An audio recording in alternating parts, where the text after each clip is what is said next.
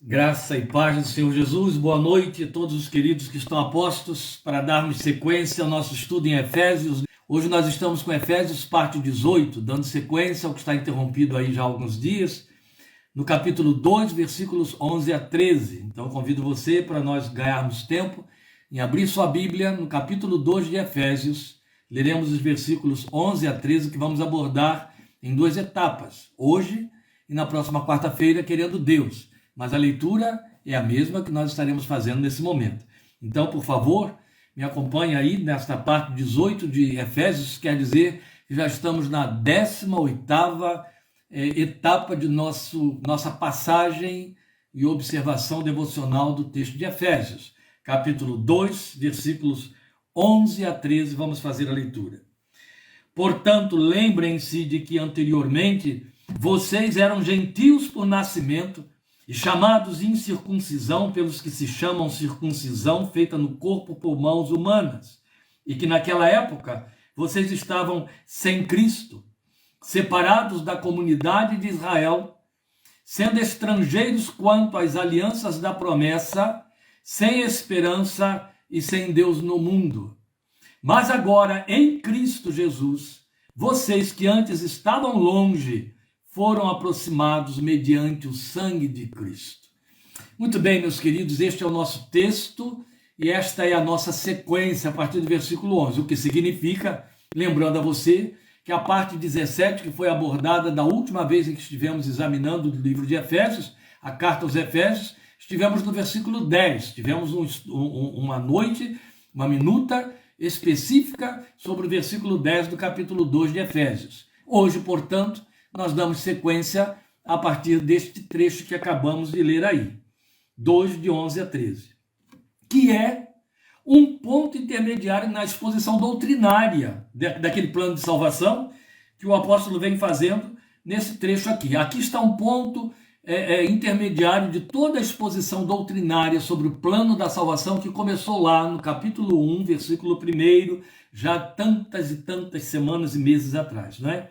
Então veja, sem fazer recapitulação, mas apenas te encaminhando para este momento, eu quero apenas lembrar a vocês que até agora nós fomos apresentados à soberana graça de Deus, foi isso que você viu no capítulo 1, que engendrou nossa redenção eterna por meio de Cristo nos dias da eternidade, onde também Paulo mostrou que era seu desejo vertido na forma de oração para que nossos olhos espirituais fossem abertos, a fim de que nós pudéssemos entender, compreender com os olhos do coração as riquezas da graça e da nossa herança, a herança da nossa esperança e da glória e do poder de Deus. Já passamos por tudo isso, era a oração dele, que o nosso entendimento fosse aberto para que pudéssemos ver qual a riqueza que nos pertence, qual a herança que nos pertence nesse pacote da graça pelo qual Deus nos alcançou. E então ele nos conduziu até o versículo 10 deste capítulo 2, que foi a última coisa observada, onde ele nos revelou a nossa realidade espiritual pela ótica de Deus. Ele foi revelando isso no capítulo 2, de 1 até o 9. No 10, então, ele mostrou como Deus, para que Deus nos alcançou em Cristo Jesus, para realizarmos as boas obras que ele tinha planejado de antemão, ao mesmo tempo em que planejou nossa redenção lá nos dias da eternidade. Então, razão porque ele, Deus, agiu para nos dar vida. Isso é muito importante. Mas agora, ele se volta para nós, o apóstolo, nos expondo na condição, ele nos apresenta na condição de um povo gentio, quer dizer, um povo que não era o povo filho de Abraão, mas um povo gentio, uma igreja formada por gentios, conforme a lei de Moisés. E aí ele nos exorta, foi isso que lemos aí, de 11 a 13, ele nos exorta via a memória, a que nós nos apercebamos de uma sensível visão do que aconteceu conosco através de um contraste de situação. Ou seja, ele procura nos mostrar o que estamos vivendo, trazendo à nossa memória o que não tínhamos, a fim de que nós, o que é um hábito imperdoável, não é? Que tem muito a ver com a nossa natureza, a nível do crente quanto às coisas eternas, temos o hábito de fazê-las cair no lugar comum. Nós nos acostumamos com coisas para as quais a palavra, o verbo acostumar, não tem lugar. O que nos aguarda, o que vivenciamos, o que foi feito conosco, é minimamente impactante demais para que passe batido, para que caia em lugar comum na nossa vida. No entanto, os agentes de tentação, o mundo, a nossa própria natureza, militam para nos fazer perder a sensibilidade, a percepção dessa glória operada em nós.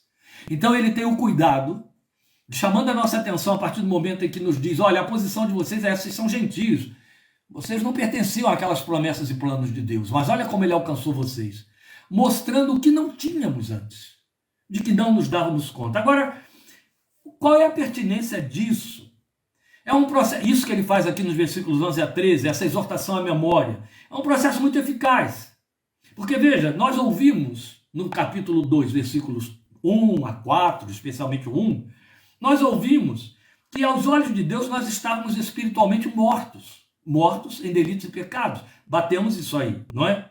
Mas ouvir que aos olhos de Deus éramos mortos em delitos e pecados, talvez não se revista de tanta significação e realismo quanto traduzir isto em termos de existência. Ou seja, aquilo que Paulo faz aqui, aquilo que ele tinha enunciado em 2:1, nós estávamos, ou vocês estavam mortos em delitos e pecados, ele agora procura mostrar como isto se manifestava, qual era a realidade por detrás dessa expressão mortos em pecados. Entende? Então ele torna o significado da morte espiritual em termos existenciais, em termos práticos, em termos do que acontecia no mundo espiritual, quanto a nós, a respeito dessa morte nos pecados, fora do plano de Deus. Então a exortação, ela é pertinente, porque nos leva de volta à memória do que ser morto em delitos e pecados produzia. E aí, meus irmãos, da mesma maneira quando nós falamos em 2:1 que estávamos mortos em delitos e pecados, nós lembramos aos irmãos que isso vale para aqueles que transitam conosco, que têm nosso sobrenome, que estão sob nosso teto, por quem oramos, a quem exortamos, mas que estão fora de Cristo. É uma verdade que pertence a eles. Por mais amadinhos, queridinhos ou pessoas a quem aplaudimos que sejam, porque os amamos, estão mortos. Se estão fora de Cristo, estão mortos. De igual maneira, tudo isso que vai ser considerado aqui, via a memória do que experimentávamos e nem nos dávamos conta, é o que está acontecendo com aqueles que nos cercam.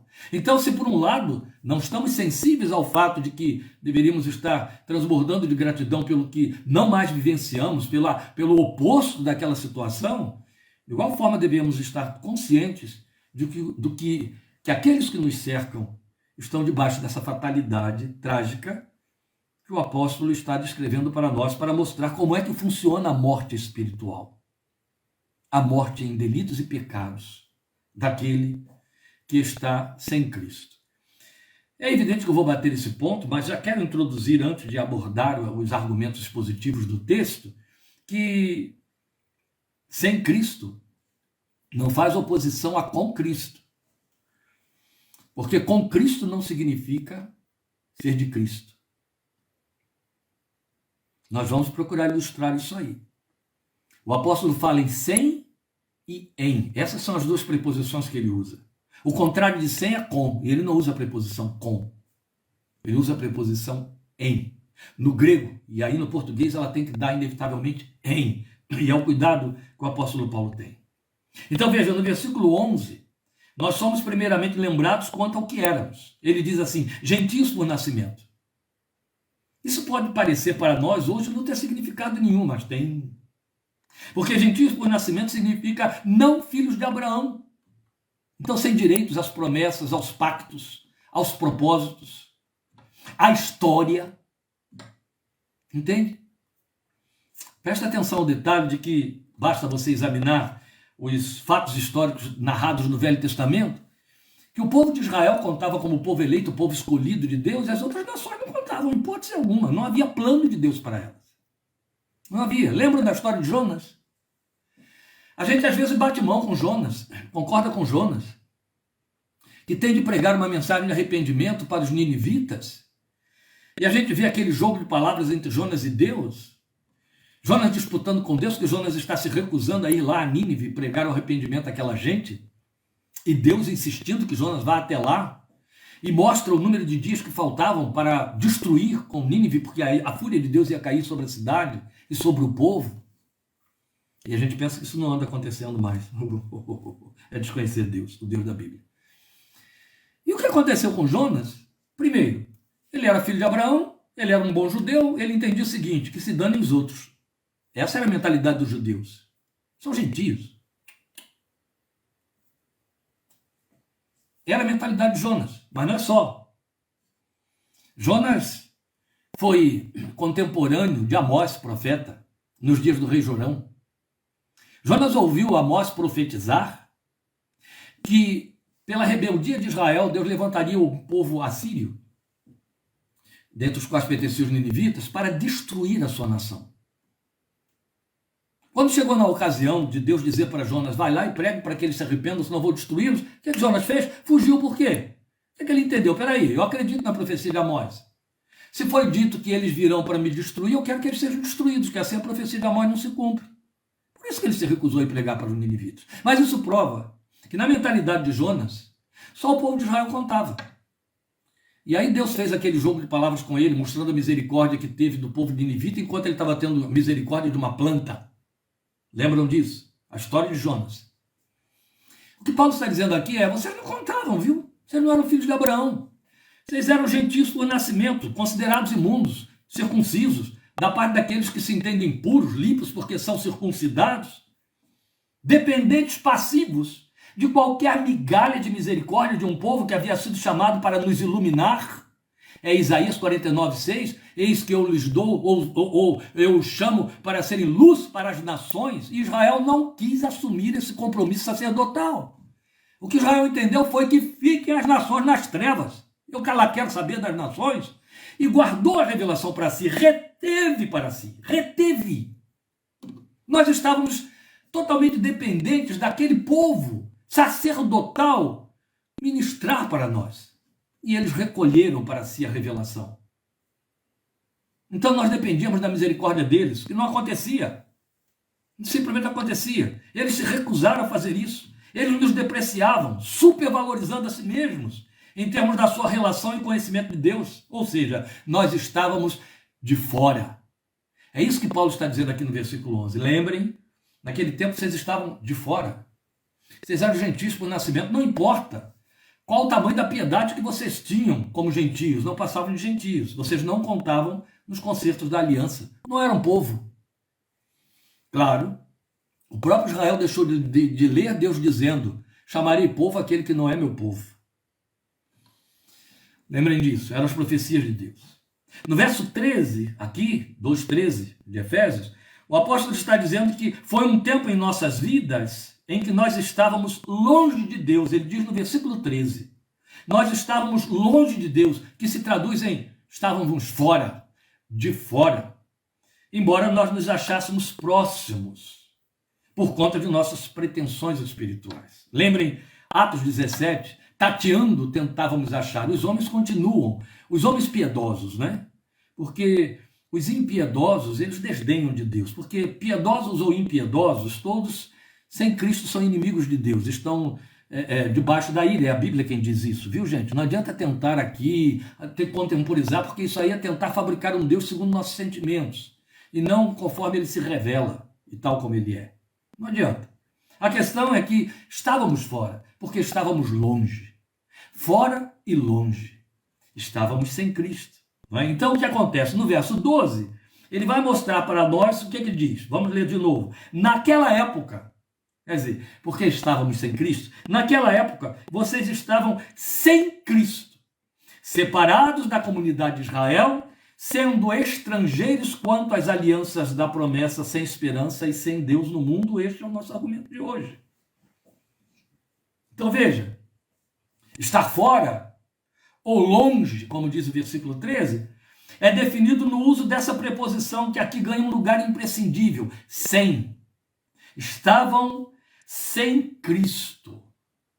Ora, desde o capítulo 1, especialmente lá pelos versículos 6 em diante, no capítulo 2, aí por volta também dos versículos 6 em diante, o apóstolo já deixou muito claro que no mundo espiritual, o que tem de acontecer entre o homem pecador e Deus é que esse homem entre em união com Cristo, com a obra de Cristo, com a substituição que Jesus fez por cada um de nós na cruz do Calvário, morrendo a nossa morte em nosso lugar. É uma união mística. Temos de estar em Cristo, ser achados em Cristo. Jesus é o ponto de encontro, onde Deus nos encontra. Sem Cristo. Então tudo se resume em estar sem Cristo. É o que ele está mostrando ali. Lembrem, vocês estavam sem Cristo. Aí ele vai mostrar para nós os desdobramentos disso. Quais eram as consequências disso, que se traduzem em sermos mortos, ou éramos mortos em delitos e pecados. Então, religiosos, mas sem Cristo. Na igreja, mas sem Cristo. Bons sujeitos, mas sem Cristo. É isso que ele está dizendo. Ele não está dizendo, vocês eram perversos. Vocês eram vis. Vocês eram entregues a todo tipo de malignidade, ruindade. Tarará. Não. Sem Cristo. Sabe por quê? Se existe um marco na história de sangue derramado em nome de Cristo, foi o cristianismo que fez. Um bando de gente, abençoados, com armamento abençoado, fazendo guerra santa, sem Cristo. Por isso que se armavam e matavam, sem Cristo. O homem sem Cristo é essas coisas, e faz essas coisas. A verdade é que ele mostra para nós que tudo se resume nisso. Mesmo sendo religiosos, estavam sem Cristo. E há essa possibilidade, nós vamos explicar isso aí. Estar na igreja, mas sem Cristo. Ser boa pessoa, bom sujeito, meu Deus, quem é que não quer ser aplaudido como bom sujeito? Sem Cristo. Ora, nós temos visto aí, desde o capítulo 1, e em especial em 2:10, que foi da última vez que estivemos abordando, que todo o plano de Deus a nosso favor para nos alcançar passa intransferivelmente pela pessoa e obra de Cristo. Jesus é o ponto de encontro. Sabe? Quando a gente diz assim, passa pela pessoa e obra de Cristo, o que a gente está deixando claro aqui, o que a Bíblia deixa claro para nós, e todos os homens e mulheres de Deus sérios, que param para examinar as Escrituras com temor e deixar-se iluminar pelo Espírito Santo de Deus, sabem que não significa copiar as coisas que Cristo ensinou. Sabe quando a pessoa pensa assim, eu li lá os mandamentos, os 10 mandamentos, eu cumpro os 10 mandamentos. Lembram? Teve um rapazinho que apareceu falando isso para Jesus. Eu cumpro os 10 mandamentos. Aí eu li o Sermão do Monte. Eu sou pacífico, eu sou manso, eu choro, eu isso, eu aquilo. Então, eu sou cristão por causa disso. Eu sou cristão porque eu tenho valores que se assemelham a Cristo. Há poucos dias eu me escandalizei ouvindo um homem que havia no passado sido um grande marco profético como pregador, escritor, evangelista neste país, dizer para um filósofo que está aí nas redes da televisão e redes públicas, quando o filósofo perguntou a ele, quer dizer que se as pessoas, mesmo sem serem necessariamente religiosas, elas praticam as obras que Deus quer, elas então estão salvas? Ele disse, estão. Eu falei, como é que alguém pode cair tanto, gente? A ponto de virar um apóstata numa confissão dessa natureza. Mas foi aí que ele chegou. Não existe isso. Porque se existisse isso, obras, em últimas instâncias, obras salvariam as pessoas. As pessoas boazinhas, porque não fazem nada de ruim, estariam salvas. Não precisariam de Cristo, não precisariam da obra de Cristo, não precisariam de nada. Outros chegariam correndo atrás, de ignorância, para dizer, é apenas porque não ficou informado a respeito. Não existe isso. Deus nos acha em Jesus ou não nos acha. Se ele nos achar por nós mesmos, sobre nós repousa a sua ira. A mesma que caiu sobre o cabeça da humanidade no Éden. Não é em Cristo. É na obra de Cristo. Se o sangue de Jesus não for achado sobre nós. Lembra dos símbolos do Velho Testamento? Lembra da simbologia da Páscoa, que representa o sacrifício do Filho de Deus? A primeira vez que Israel vai ouvir falar sobre isso, sobre a necessidade de imolar um cordeiro e passar o sangue sobre os umbrais da porta, ali estava uma simbologia extraordinária em Êxodo capítulo 12, que Deus criou para mostrar para nós. A casa que não está sob o sangue, o anjo da destruição entra e mata. Ali estava a simbologia, aquele é o sangue do cordeiro pascual, e os umbrais são os umbrais da nossa vida. Se eu não estou debaixo deste sangue, a ira de Deus me encontra. Ou ele encontra o sangue me revestindo. Eu fiz pacto com este sangue. Eu entrei na aliança deste sangue. Eu aceitei a morte que foi feita no meu lugar. Eu criei nessa morte. Eu estou na cruz. O sangue está sobre mim. E o resultado é comunhão com Deus e vida eterna. É isso que significa estar em Cristo. E não ter isso significa estar sem Cristo. Ainda que tão juntinho, tão pertinho, mas sem Cristo. Então, meus queridos, é isso.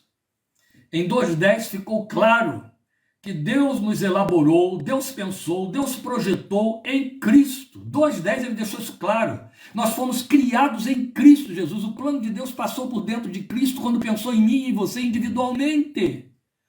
Jesus é a causa. Jesus é o ponto de encontro. Jesus é o único meio e a única forma da nossa existência experimentar transformação espiritual radical e eterna.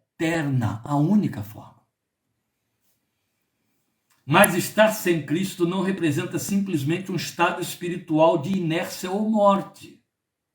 Tem desdobramentos, tem consequências, provoca ocorrências ou situações das quais os mortos espirituais não se apercebem. Daí o apóstolo nos advertir dizendo, lembrem-se disto, e começa a nos ensinar. Então qual é a primeira consequência que ele mostra para nós, depois de dizer, naquela época vocês estavam sem Cristo? A primeira consequência é separados da comunidade de Israel, porque estavam sem Cristo, estavam separados da comunidade de Israel, sendo estrangeiros quanto às alianças da promessa. Estrangeiros, alianças da promessa, esta é a linguagem. Eu não sei se você já passou pela experiência de ser estrangeiro, de se descobrir estrangeiro, de ter que usar um passaporte para entrar na terra dos outros, onde há outra cultura, tão diferente da sua, que a sua cara diz que você não é deles. Fora a sua língua, o seu sotaque ou o fato de você não falar aquele idioma. Bem, eu já passei por essa experiência algumas vezes, não poucas. Em cada uma delas, eu senti na pele o que significa ser estrangeiro. Por melhor tratado que eu pudesse ser, nunca estava sendo visto como um igual. Nunca era percebido como tendo direito. Eu era sempre o estranho. Por mais que fosse um estranho muito bem-vindo, porque estaria dando dinheiro para aquele povo, uma vez que eu estou comprando lá dentro, a verdade é que não pertenço ao povo. Agora, isso era a reação diante do comportamento observado. Mas e os sentimentos? Quais eram as sensações? A sensação é de não pertenço a isso aqui. É como se eu sou um estranho no ninho. É como se eu fosse um invasor do ambiente.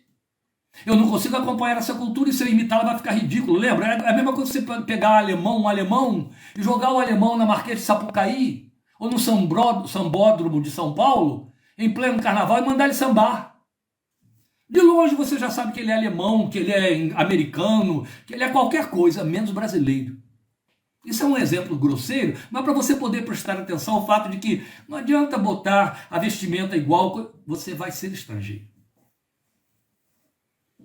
A forma de pensar, a forma de se portar, a forma de falar. Não é só o desconhecer aquilo que é natural e próprio, e aí entra a psicologia. O desconforto inconsciente de saber que não é igual. Então, esse desconforto, às vezes, ele é inconsciente, mas ele se traduz em formas. E se traduz também em sentimentos. Paulo está dizendo, olha, vocês, porque estavam sem Cristo, estavam separados da comunidade de Israel. O máximo que poderiam fazer era contemplar, era observar, aprender à distância. Estrangeiros quanto às alianças da promessa. Qual o significado? É a mesma coisa que alguém chegar e dizer o que significa o que está escrito naquela placa. O que a lei de vocês diz quanto a isso que está aqui? Eu posso entrar com o meu carro por esta rua? Este símbolo aí significa o quê? Porque é outra nomenclatura, é outra lei. E tem mais. Uma vez que eu não conheço os segredos nacionais, os segredos próprios daquele povo, não só eu perco a ambiência, não estou falando de ambiente, é ambiência, quanto eu perco coisas, eu perco privilégios, eu perco determinadas liberdades e determinados recursos de que eu poderia dispor e não dispõe por desconhecer. Total e completamente. É isso. Então veja, é muito sério quando o texto diz que porque eu estava sem Cristo, eu era estrangeiro quanto às alianças da promessa. Meus amados, isso aqui é muito sério, e ele vai voltar a falar isso um pouquinho mais adiante, logo de imediato nós vamos considerar, mas veja, quando ele diz que eu sou estrangeiro quanto às alianças da promessa, o que ele está dizendo é, você não entende delas. Pode estar escrito o que for aqui, que você vai entender à sua maneira, mas não como quem pensou disse. E aí a promessa. E o que é que isso redunda? Redunda em eu não poder ter esperança e nem poder crer na promessa. Eu não entendo a promessa, eu vou crer nela como? E eu não entendo porque é outra linguagem. E isso é muito apropriado ao que estamos dizendo aqui. Por quê? Porque o tradutor da linguagem espiritual, ou da mente espiritual, como Paulo diz em 1 Coríntios 2, é o Espírito Santo que passa a habitar dentro de nós. Ele traduz a vontade de Deus para mim. Ele traduz a minha oração aos ouvidos de Deus. Romanos 8, 26 e 27. Glória a Deus. Ele intercede por nós até com gemidos inexprimíveis. Lembram deste glorioso texto de Romanos 8? É isso. Uma vez não mais estrangeiro te acontece. Você tem um tradutor imediato que tanto leva o que você diz da forma como Deus quer ouvir. Abba. É o espírito de filho dentro de você, aleluia, quanto traz para você a comunicação de Deus na qualidade de pai, falando com o filho. Isso faz toda a diferença. Aí eu entendo a promessa. Se eu entendo a promessa, eu posso esperar. Eu posso desenvolver esperança. Porque eu, por entender, creio. Se eu creio, eu espero. Aleluia. É isso que ele está dizendo. É exatamente o que vem logo depois. Mas eu disse também que ser estrangeiro quanto às alianças da promessa significa se sentir fora de casa, sem ambiência. E esse sem ambiência é muito apropriado. E é.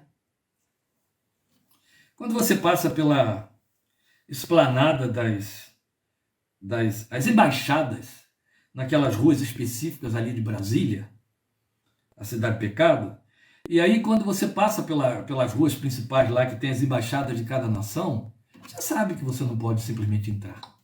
Só porque está curioso, porque acha bonito, porque, que lindo o prédio da China, e daí que é lindo? Fotografa pelo lado de fora. Você não tem autorização para entrar. E mais, se você entrar, vai ouvir alguém falando com você em mandarim, não em português. Isso quando me refiro à embaixada da China, mas isso vale para todas as outras. E é desse jeito. Eles entendem, este é o nosso território. Você aqui é estrangeiro, embora o território esteja dentro da sua terra. Você se sente fora de casa. Você se sente sem ambiência. Cheio de dedos. Nas coisas espirituais também é assim. E é onde a gente vê os pseudo-crentes se denunciando. Sabe onde é que você faz uma avaliação final? Se aquele homem ou aquela mulher de fato recebeu uma nova natureza, o Espírito de Deus habita dentro dele. Não estou me referindo à letra, a Bíblia diz que a letra mata, mas ele tem intimidade com aquele que disse o que aqui está. O que aqui está fala para ele, fala a ele. Então ele usa a linguagem do reino, não fala meio asdodita. E quando ele não tem isso, quando ele é apenas psicologicamente convertido, pseudo-cristão, ele se embaralha todo. E diz muitas asneiras, aí cria denominações, as mais estúpidas, as mais heréticas possíveis. Faz interpretações particulares, e Pedro disse, nenhuma profecia de particular interpretação. É assim que funciona. Abre a boca, você já está dizendo batatinha. Tolice, abobrinha. Essa linguagem aqui não lhe pertence, é letra. O máximo que ele consegue tirar daqui é letra, só isso. Mas o resultado imediato dessa tragédia de estar sem Cristo é que está sem esperança. Meus irmãos, eu sei que já deu aí meia hora, e aí, né? A gente tem que fechar isso que está aqui, então vamos fechar isso que está aqui. Eu não posso passar por cima de uma declaração dessa têmpera, desse tamanho, sem me deter. Seria irresponsabilidade. Você já parou para pensar no fato de que sem Cristo estava sem esperança? Percebe que a colocação está generalizada? Paulo não diz sem esperança de, ele não diz sem esperança quanto a, ele diz sem esperança, ele generaliza. É assim, porque nós temos, por formação humana, por uma questão de semântica, nós temos o hábito de pegar argumentos espirituais e transformá-los em coisas do cotidiano. Tentar definir coisas do cotidiano com uma linguagem que só se expressa espiritualmente. Esperança é uma delas. Fé é uma delas. Paz é outra delas. Amor é outra delas. Amor vem pelo Espírito de Deus. A paz vem pelo Espírito de Deus. A fé é Deus quem dá. A esperança, outro tanto. Tanto que Paulo, escrevendo aos Coríntios, ele diz assim: agora, pois, permaneçam a fé, a esperança e o amor. Estes três, mas o maior destes é o amor. Porque ele deixou claro que estas coisas vêm de Deus. As pessoas confundem paz com calma, amor com eros. É assim. E esperança com sonhos, com desejos. Estamos falando de coisas espirituais. Ou Deus cria ou não existe. Ou Deus põe dentro de você ou nunca vai acontecer. Você não desenvolve. Você pode ter paralelismos psicológicos. A sua estrutura psíquica pode criar adaptadores que não passam de expressões da sua natureza humana finita, limitada. Não, ele generaliza. Ele deixa muito claro que quem está sem Cristo não tem esperança, não tem como ter esperança. Ele tem desejos, ele tem sonhos, mas isso não traduz esperança. Esperança é coisa muito mais elevada. É muito mais celestial e intensa. E é onde tropeçam aqueles que não entendem destas coisas. Sem Cristo está sem esperança. A gente também consegue discernir e identificar o pseudo-cristão por sua falta de esperança. Sua confissão, sua oração, seu comportamento não ultrapassam perspectivas semelhantes às que têm aqueles à sua volta, não participam da vida espiritual que ele tem, da vida religiosa que ele tem. Então a esperança dele se prende na política, nos representantes da política, em leis humanas, em promessas de homens, patrão, empresário, contratador, e por aí. Aí pensa que isso é esperança. Não tem esperança. Sabe o que significa não ter esperança, viver sem esperança? É ter um futuro limitado pela existência. Qual é o tamanho do meu futuro? O tamanho do tempo que eu viver. Esse é o meu futuro. Até onde vai o meu futuro? Bem, vai no tamanho do meu desejo. Ou eu quero viver mais 40 anos, tonto, né? Quero viver mais 40 anos. Claro que todo mundo quer só viver, não é? E até porque se quiser morrer, alguém vai botar na mão de um psiquiatra que vai dizer, tá doente, tá depressivo, tá doido, não é? Porque quer morrer. Não, na verdade, essa esperança aí, o futuro dela é limitado pela existência. Só pode ser mensurado em cima daquilo que dá para fazer. Enquanto você é jovem, enquanto você é moço, enquanto você está abaixo dos 50 anos, o futuro parece muito longe, muito dilatado. É uma infantilidade isso, que você sabe que pessoas morrem na segunda década de vida. Isso não tem nada a ver, ou na primeira. Aqui no Brasil, né, houve um tempo em que morria na primeira infância, a grande maioria. Então, na verdade, o que acontece é que quando a pessoa tem ainda uma idade em que ele acha que ele é o rei da cocada preta, porque está com saúde, tem muito tempo pela frente, é isso que ele pensa, ele empurra tudo lá para frente, amanhã eu cuido disso, depois eu vou ver, ou então ele faz projetos, pensando, quando eu tiver 60, eu teria feito isso assim, quando eu tiver 70, já teria adquirido tal coisa. Projeta tudo limitado à existência. O futuro tem o tamanho da existência, porque não traduz esperança. Na verdade, não tem esperança. Não ter esperança ou estar sem esperança, que a colocação de Paulo é sem Cristo, sem esperança, é viver uma existência cíclica. A vida é cíclica, não é linear. O que quer dizer vida cíclica? Vida cíclica quer dizer que eu tenho um plano que circula e volta para mim, ou repete coisas. Se não repetir na minha geração, repete na próxima. E eu preparo a próxima para que repita. A esperança cristã é linear, não é cíclica. Nada volta. Segue em direção ao encontro de Cristo com a nossa história. Para onde a minha esperança e a tua esperança te leva? Ela leva para a mudança de governo? Se vai ou não vai acontecer neste país, na Argentina, no Chile, nos que nos cercam, na Venezuela, lá na Rússia, onde tem muita gente querendo que haja mudança. É isso que ela leva? Ela é cíclica? Não. A esperança cristã nos leva ao fato de que não importa se o governo muda ou se não muda, se sistemas mudam ou se não mudam, Jesus vai voltar. Eu estou correndo em direção a me encontrar com o meu Senhor no dia da sua vinda. A minha história, a história do mundo tem um dia terminal, tem um dia final. E essa esperança linear, que me leva ao encontro, a grande esperança do encontro do meu Senhor, de dar-lhe as boas-vindas quando Ele voltar, me faz ter visão de realidade à minha volta, sem ilusão, sem tolice de pensar, tais leis, tais governos, tais sistemas vão mudar isso assim, a coisa melhorar. Não. Eu fico muito mais consciente de que o planeta está estertorando, de que as limitações já estão chegando, a água está subindo acima dos joelhos. Mas não entra em pavor. Eu sei que são sinais de que o tempo está se cumprindo. A esperança é linear. É linear, não é só. Porque ela é linear. Porque ela corre na direção do encontro com Cristo, ela corre na direção de coisas incomparavelmente gloriosas. Entende? É isso. Não importa aí como você pense, e você não é obrigado a pensar como eu penso, mas quando eu penso na eternidade, porque eu creio muito no poder da ressurreição, na proposta da ressurreição, na promessa da ressurreição, no que ela pretende, por que ela foi inventada por Deus em Cristo, eu acredito que no dia em que eu for à presença do Senhor, eu não quero saber quantos anjos e qual o tamanho deles vai me recepcionar. Eu tenho pessoas a quem eu amo profundamente que estão lá me esperando, vão abrir as portas para mim, vão me receber, já estão ambientadas e vão me dar ambiência. A esperança é muito maior. A esperança, ela corre em direção a coisas que não têm parâmetros terrenos e temporais. Aliás, quando esperamos somente quanto às coisas desta vida, lembram 1 Coríntios 15, 19? Paulo disse isso para nós: somos os mais miseráveis, ou os mais infelizes de todos os homens. Eu não quero saber disso.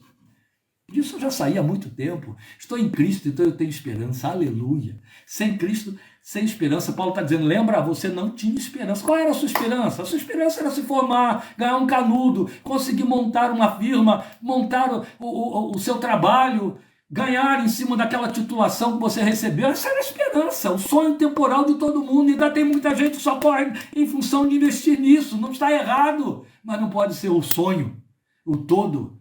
A minha esperança tem que sublimar estas coisas aí. Tem que estar acima de todas essas expectativas, que são as mesmas para todos os que não têm esperança. Mas eu ainda quero chamar a sua atenção para o fato de que estar sem esperança também significa não ter segurança. A Bíblia diz que a gente espera o que não vê. Entende? Se esperamos o que não vemos, com paciência esperamos. Por quê? Eu estou seguro. Eu espero o que me foi prometido. Eu não sou mais estrangeiro quanto às promessas, eu entendo as promessas, então eu desenvolvo esperança em cima das promessas e isso me traz segurança. Amados, a doença mais característica do ser humano é a insegurança.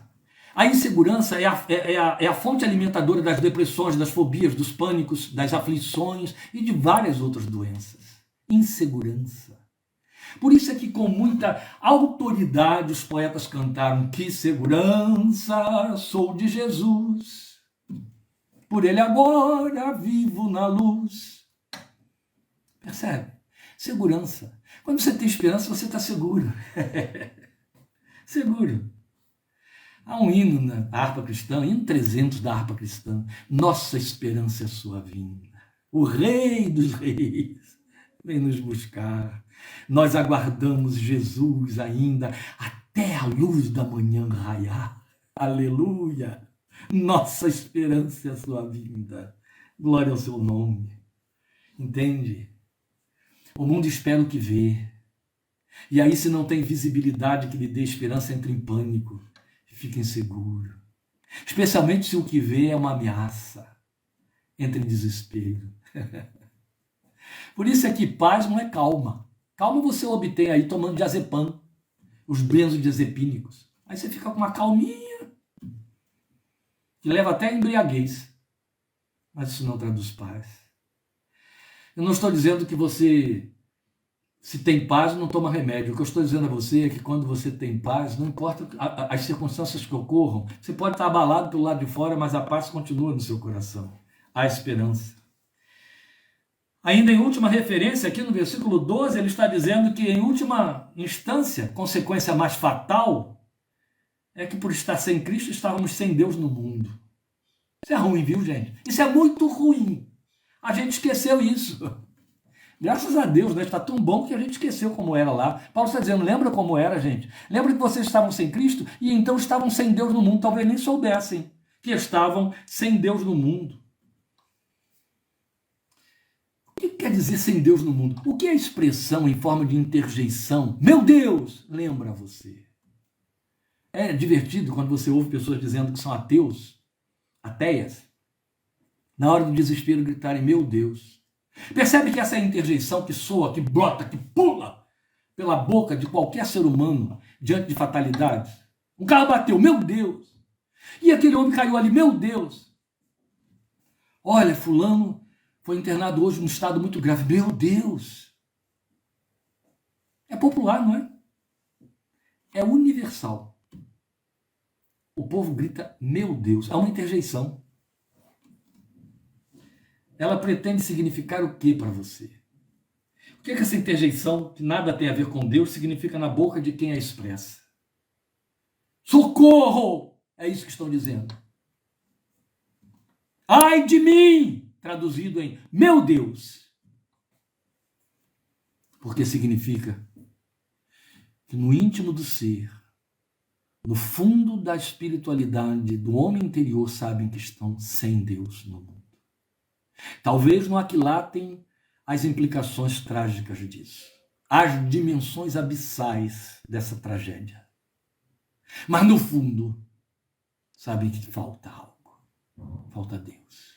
Por isso que tem de gritar, meu Deus. Sem Deus no mundo. É muito ruim. Sem Deus no mundo significa minimamente viver por sua própria conta. Só poder contar consigo e esperar nos homens. Olhar para a história, olhar para o que ela promete, olhar para a ciência, olhar para o que a ciência está dizendo, olhar para o que os políticos estão te enganando e dizer, opa, é por aí que eu vou. Porque você depende deles. Sua história, sua vida, seus negócios, seu viver, seu dia de amanhã, seu próximo mês, o próximo ano, seu calendário, depende dessas decisões humanas. É isso. Nós estamos falando, por exemplo, e acompanhando na televisão quase todos os dias as notícias, né, do que acontece aí no mundo por conta da guerra lá entre Rússia e Ucrânia. E aí o fato de que está faltando isso, faltando aquilo, os desesperos das nações. Eu estou com um missionário que acaba de chegar aqui em casa, um irmão muito querido, que veio aí de um país que eu não posso estar citando, com a família dele. Eles estavam contando para nós o cotidiano. Como eles estão tão longe da Ucrânia, mas muito do lado de lá, comparados conosco, e como que aquela guerra lá está afetando o dia a dia, o pão de cada dia. Falta farinha de trigo para comprar, falta pão para comer, falta comida do dia a dia, do cotidiano, falta, e o povo entra em desespero, e quando tem é muito caro, porque teve uma guerra lá no outro hemisfério, foram afetados ali de forma imediata. Pode ser que isso um dia nos aconteça, mas eu só quero usar isso aqui como ilustração para mostrar a você como que o homem deste mundo depende das decisões do outro homem, porque está sem Deus no mundo. Por isso que eu volto a dizer, sem Deus no mundo significa minimamente viver por sua própria conta, é esperar nos homens, é ir ao sabor das circunstâncias, é minimamente cantar como os jogadores da seleção brasileira quando fizeram penta, deixa a vida me levar. Mas a tragédia se resume no fato de que sem Deus no mundo significa sem atenção do alto. Sem atenção do alto. É isso. Não há compromisso divino com você. Você está sem paternidade, você não é filho. Deus não tem compromisso com você. Deus não tem compromisso com quem está sem Cristo. Ele não é pai e nem é o Deus dessa pessoa. Ele é o Deus do mundo. Como ele é o Deus da minha cachorrinha, como ele é o Deus da árvore que eu tenho aqui do lado. Ele não tem compromisso com esse ser humano. Não tem. Porque não pertence a ele. Só pode pertencer a ele através de Cristo. Então não há compromisso divino com essa pessoa. Não importa quantos rezem por ele, quantos o cubram, quantos... Não há compromisso. Não há paternidade. É isso. Lembre-se disso. Era isso que significava estar morto. É isso que significa para seu filho, para seu irmão, para seu parente, até para quem transita na igreja, mas na verdade dá prova de que não tem fruto de novo nascimento. Está sem Deus na igreja. para não dizer no mundo, está sem Deus na igreja. Ô, meus queridos, a palavra de Deus é palavra de Deus. Ela não sofre retoques e não tem que sofrer ajustes. Ela é verdade absoluta. Ou eu me adapto a ela, ou eu a renuncio. Paulo diz, lembra, vocês eram isso, vocês estavam assim, sem Deus no mundo. Quarta que vem, querendo Deus, nós vamos ver o inverso. Mas agora, vocês que estavam longe, ao versículo 13, foram aproximados. Agora vocês estão em Cristo. Que lindo que é. E eu convido você a estar comigo quarta-feira, 20h30 para isso. Sábado, querendo Deus, 8 da noite, ou 20 horas, guarde esse horário, nós estaremos transmitindo nossa live, porque no culto do domingo presencial aqui não será transmitido. Então nós vamos pregar no sábado à noite, pode ser que tenhamos um louvor aqui, vai ser gostosinho, 8 da noite de sábado, mas domingo o culto será presencial sem transmissão. Então se você quer ouvir a palavra e não estará aqui conosco, participe da live em nossa página às 20 horas do próximo sábado, tá bom? Dia 16. Deus te abençoe, obrigado por sua companhia, por sua atenção e participação, em nome de Jesus. O Senhor te guarde, te fortaleça para a glória do seu nome e dê glória a Ele, porque você está em Cristo. Bendito é o nome do Senhor. Bom te ver, Neuza. Deus te abençoe. Amém.